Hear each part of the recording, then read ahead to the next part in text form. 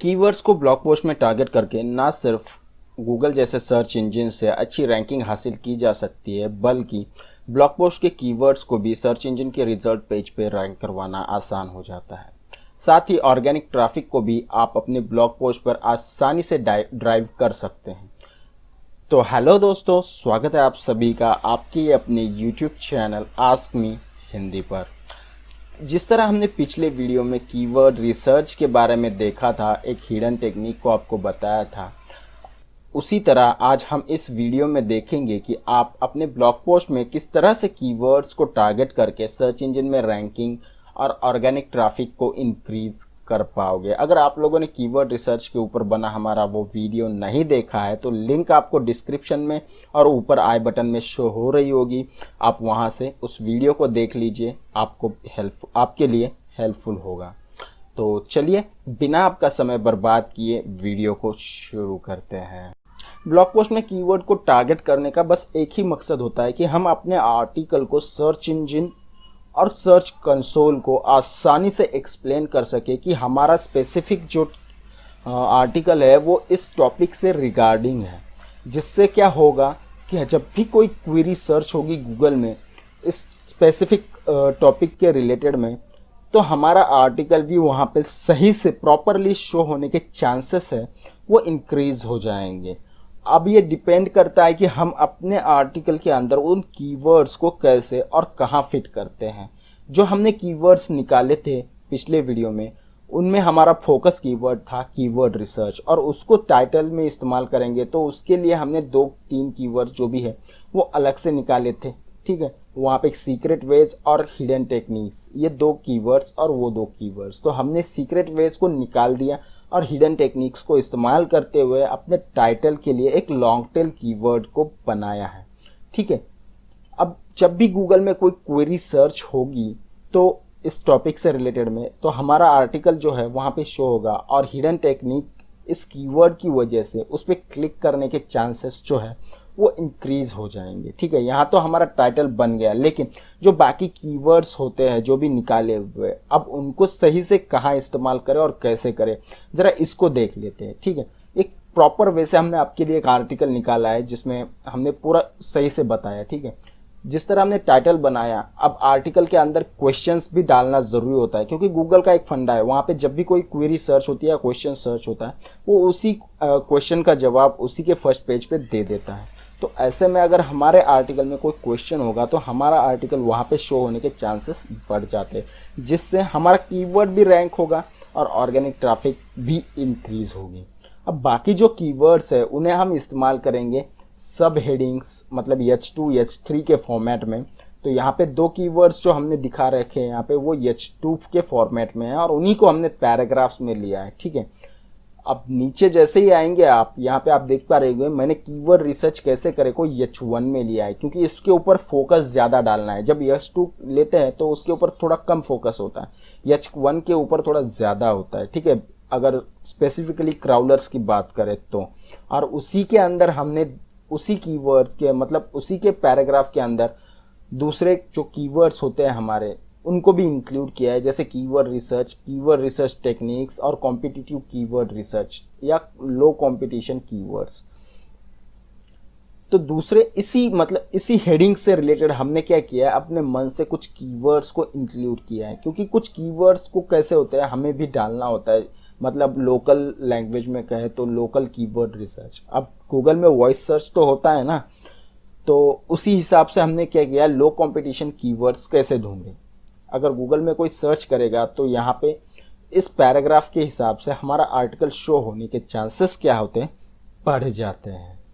और उसी के रिलेटेड में यहाँ पे दिया है हमने टॉपिक रिलेटेड कीवर्ड्स को कैसे ढूंढे। ठीक है, ये पूरा आर्टिकल ही हमने लिखा हुआ है उस हिसाब से।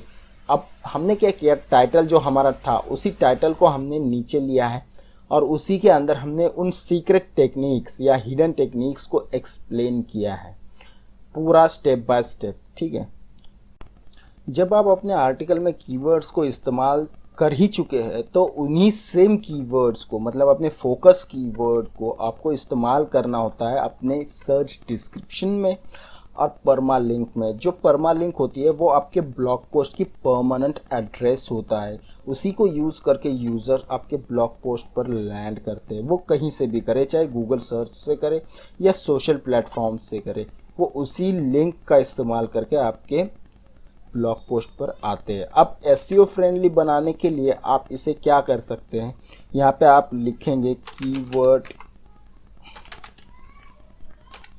Research techniques.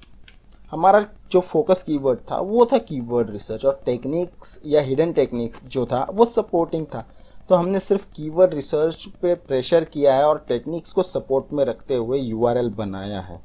ठीक है, अब यहाँ पे हम नंबर्स इंक्लूड नहीं करेंगे, क्योंकि कुछ टाइम बाद अगर हम नंबर इंक्लूड करेंगे, अगर हम 2020 या कुछ और इंक्लूड करते हैं तो उस टाइम ड्यूरेशन के बाद उसकी रैंकिंग कम हो जाने के चांसेस बढ़ जाते हैं, और बाद में अगर हमें उसे चेंज करना है तो हमें उसे रिडायरेक्ट करना होता है, या फिर हमें पूरा का पूरा यूआरएल चेंज करना पड़ेगा। तो इन सब झंझट से बचने के लिए हम इसमें कोई भी नंबर्स इस्तेमाल नहीं करने वाले।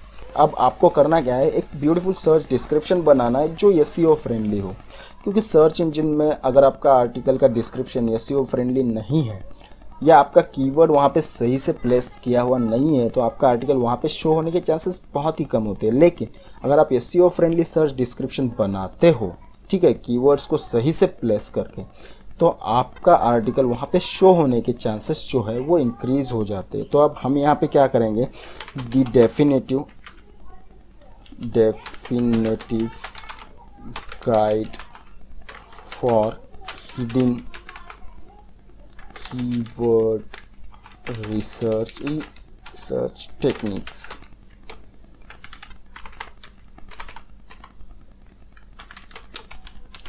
ये सिर्फ डेमोन्स्ट्रेशन के लिए लिखा है हमने, आपको दिखाने के लिए। लेकिन अगर आप अपना एसईओ फ्रेंडली आर्टिकल बनाना चाहते हैं तो उसमें अपना फोकस कीवर्ड सही से इंक्लूड करें, और उसकी लेंथ 150 to 160 कैरेक्टर्स ही होनी चाहिए, क्योंकि उससे ज़्यादा सर्च इंजन के रिजल्ट पेज में आपका शो ही नहीं होगा। तो ज़्यादा लिखने से कोई बेनिफिट नहीं है। और अक्सर यूज़र क्या करता है, सर्च डिस्क्रिप्शन देखता है, अगर उसे वहाँ पे आपका सर्च डिस्क्रिप्शन सही नहीं लगा तो वो उसे क्लिक ही नहीं करेगा, दूसरी लिंक पे क्लिक करेगा और उस आर्टिकल पे चला जाएगा। आपका आर्टिकल का डिस्क्रिप्शन थोड़ा अट्रैक्टिव होना चाहिए और एसईओ फ्रेंडली होना चाहिए। कीवर्ड्स को वहाँ पे कभी भी फर्स्ट में या मिडल में प्लेस करें, लास्ट में कभी भी प्लेस ना करें, क्योंकि कभी कभी क्या होता है वो लास्ट में फॉरगॉट कर देता है रीड करना, या फिर आपकी लेंथ ज़्यादा हो जाती है तो वो रीड ही नहीं करता है उसके आगे का 160 कैरेक्टर्स के आगे का, तो आपका आर्टिकल के वहाँ शो हो उसके चांसेस वैसे ही कम हो जाएंगे। तो अब जब भी कोई यूज़र गूगल में सर्च करेगा इस क्वेरी से, ठीक है, इन कीवर्ड से रिलेटेड, तो इनकी कीवर्ड डेंसिटी और इनकी प्लेसमेंट के हिसाब से हमारा आर्टिकल जो है वो फर्स्ट पेज पे शो होने के चांसेस बढ़ जाते हैं। ज़्यादा से ज़्यादा आपका आर्टिकल रैंक होना शुरू हो जाएगा 12 घंटों के अंदर। थोड़ी बहुत ट्रैफिक एक्सटर्नल देते रहेंगे और उसी के हिसाब से सर्च इंजन पे भी क्लिक्स आते जाएंगे, तो आपका आर्टिकल जो है वो बैलेंस रहेगा और उसकी रैंकिंग क्या होगी, इंक्रीज होती चली जाएगी। और एक बोनस टिप, कीवर्ड्स के जो डेंसिटी होती है आर्टिकल में वो टोटली डिपेंड करेगी आपके आर्टिकल की लेंथ पे। अगर आप 500 का लिखोगे तो उसके हिसाब से आपको कीवर्ड्स की मात्रा कम ही रखनी होगी। अगर आप 2000 की वर्ड्स का लिखोगे तो उसके हिसाब से आपका कीवर्ड डेंसिटी भी इंक्रीज होगी। ये डिपेंड करेगा कि आप कितना बड़ा आर्टिकल लिख पाओगे, और हो सके तो अपने आर्टिकल में एक क्वेश्चन ज़रूर ऐड करें, ठीक है, सब हेडिंग के रूप में, ठीक है। तो इस वीडियो में बस इतना ही था। अगर आपको ये वीडियो पसंद आता है तो इस वीडियो को लाइक कीजिए, शेयर कीजिए अपने दोस्तों के साथ, साथ ही इस चैनल को सब्सक्राइब करना बिल्कुल मत भूलिएगा। तो मिलते हैं अगले वीडियो में, तब तक के लिए bye bye and have a good day.